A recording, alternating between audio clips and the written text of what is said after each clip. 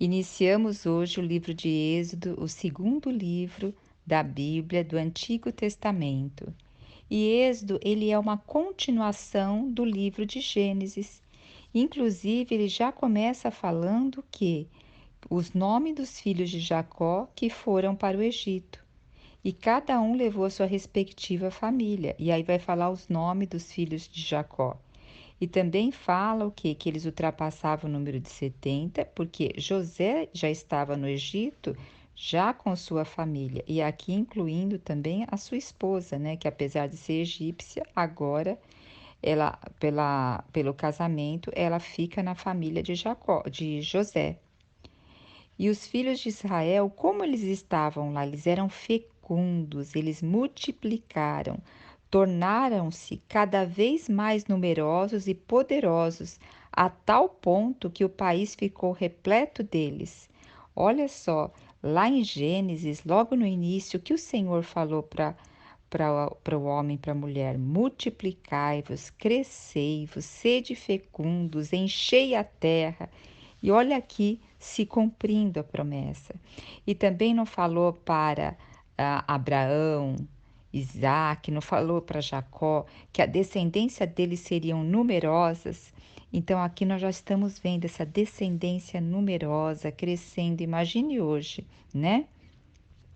E aí eles estavam no Egito, estavam na terra de Gósen, estavam multiplicando, crescendo, tendo uma vida agradável, mas ali não era o lugar deles. Então o que ocorreu? Levantou-se um rei no Egito que já não conhecia mais a história de José e começou a ficar muito preocupada com o povo israelita ali, porque o povo se tornou numeroso e poderoso. Então, ele começou a pensar assim: "Pô, olha, se vier um inimigo a nós e esse povo se unir a esse inimigo, nós seremos derrotados. Então, vamos fazer algo para que a gente iniba o crescimento desse povo, porque assim eles vão acabar tomando posse de tudo." Então, o que que eles fizeram? Eles assim impuseram a Israel o que? Inspetores de obra, para tornar duro o serviço deles. E exigiam muito mais do que eles faziam antes. Porque inspetores de obras, a gente costuma falar também de capataz, né? E pois assim eles tinham que construir para Faraó cidades, armazéns, cidades celeiros, que a cidade até aqui no versículo fala de Pitom e Ramassés. Então, o que que nós vemos aqui? Olha, eles estavam agora começando a ser o quê? Oprimidos no Egito. Eles tinham que fazer construções para celeiros, para armazéns. Então, nós vemos duas coisas: opressão, algo que vem de fora e te pressiona. E quanto mais a opressão vem, o que acontecia aqui? Eles mais multiplicavam. Quanto mais a opressão vinha, mais eles multiplicavam.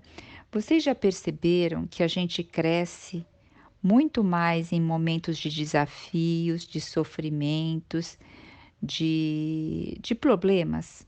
Quando tudo está bem, nós não nos preocupamos tanto em olhar para dentro, fazer projetos, a gente leva a vida um pouco mais calma.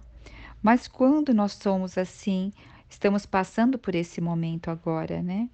Talvez nós não estaríamos fazendo a leitura da Bíblia se não fosse esse momento. Provavelmente eu não estaria aqui fazendo no grupo, por conta que estaria com outras atividades, correndo para cima e para baixo, apesar que todos nós estamos com bastante atividades, mas a gente saiu de outras atividades também e começou a olhar mais para a vida, começamos a olhar mais para a finitude da vida, que hoje nós estamos aqui, amanhã não podemos estar. Isso nos leva mais próximos de Deus, né?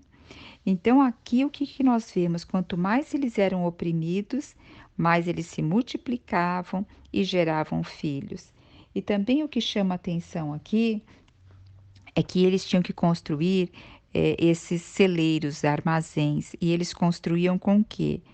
Com a fabricação de tijolos.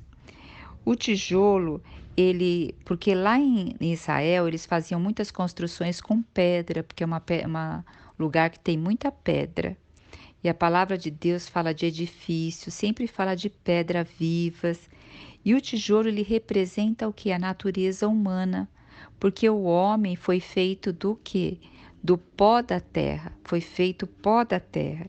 Então, o próprio material do qual o homem foi feito, ele estava tendo que fabricar e ser oprimido. Então, é esse o cuidado que nós temos. Quando nós estamos tão envolvidos no Egito, chega um momento que nós viramos escravos do Egito, fabricando tijolos. Aqui é uma metáfora, né?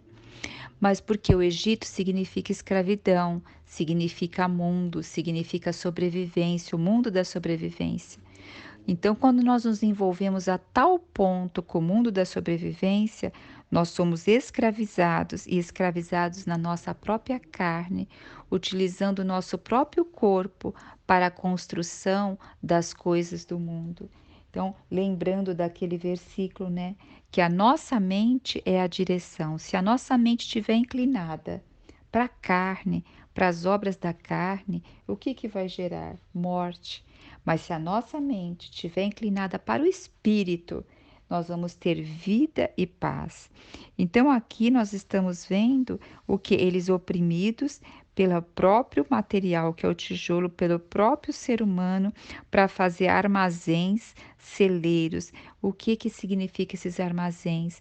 Eu estou não dependendo de Deus.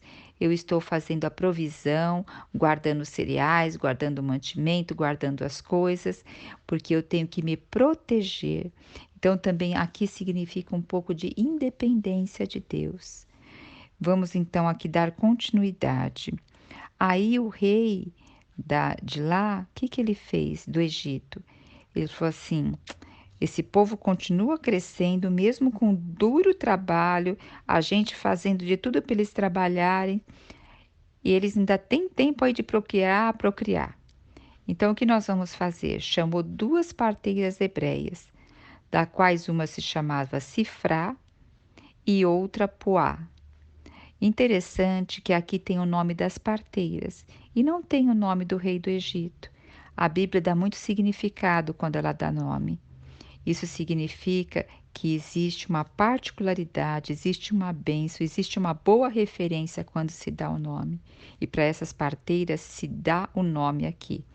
Alguns historiadores disseram que elas eram parteiras egípcias e depois elas receberam o nome de hebreus por elas serem favoráveis aos hebreus. Mas independente disso, o nome delas é citado aqui, Sifra, outra Puá. E aí o rei a chamou e disse assim: olha, quando vocês forem fazer parto das mulheres hebreias, as que tiverem meninas, vocês deixam viver. Mas quando for menino, matai-o. Porque menina, elas poderiam ser escravas do Egito e elas também poderiam ser servas, né, do Egito, como elas também podiam fazer casamento com o povo egípcio. Então, a linhagem dessa menina se casando com o egípcio, quem seria a linhagem seria o egípcio e não uma hebreia, um hebreu, né? Mas o que aconteceu? As parteiras, porém, temeram a Deus e não fizeram o que o rei do Egito lhes havia mandado. Olha, nós devemos obedecer às autoridades, temer as autoridades, obedecer desde que elas não contrariem a ordenança de Deus. As autoridades, nós devemos realmente ser submissos a elas, mas lembrar que em primeira nossa submissão é a Deus. E aqui elas o quê? Temeram a Deus e não fizeram o que o rei do Egito lhe havia mandado. Pelo contrário, deixaram que os meninos vivessem. E assim, pois, o rei chamou as parteiras e a interrogou-as. O que foi o que vocês fizestes? Vocês estão deixando os meninos viverem? Elas então falaram ao faraó: as mulheres hebreias, elas não são como a egípcia, são cheias de vigor e antes que nós cheguemos, elas dão à luz. Então não sabemos se isso está a contento ou não, mas elas temeram a Deus e não fizeram o que o faraó falou. Isso que foi o importante. As parteiras eram tementes e ele foi benevolente para com elas. E o povo ia o quê? Cada vez tornando-se cada vez mais numeroso e ainda mais fortalecido. Olha, Faraó, ele poderia aqui ter ficado mesmo assim com ira delas e ter punido elas, mesmo com essa fala, mas o Senhor foi benevolente a elas. E as parteiras temeram a Deus e ele as abençoou, fazendo que também formassem suas famílias. Olha que bênção. Então, a todos os meninos que nasceram aos hebreus, agora nós vamos ver o quê?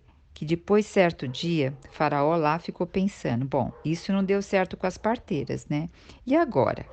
Aí, certo dia, entretanto, ele teve uma ideia e ordenou o Faraó a todo o povo: a todos os meninos que nascerem aos hebreus, lançarei no Nilo, mas a todas as meninas deixai viver.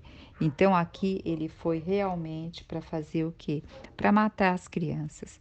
O Nilo era um rio onde se fazia também oferendas, e tinha essa uma parte do rio Nilo também que tinha crocodilos. Então aqui era para matar as crianças jogando no Nilo, rio Nilo. Mas as meninas deixai viver, por quanto que a gente já falou o porquê deixar viver as meninas. Então aqui nós demos introdução no livro de Êxodo. Deus vai falar muito conosco por meio desse livro.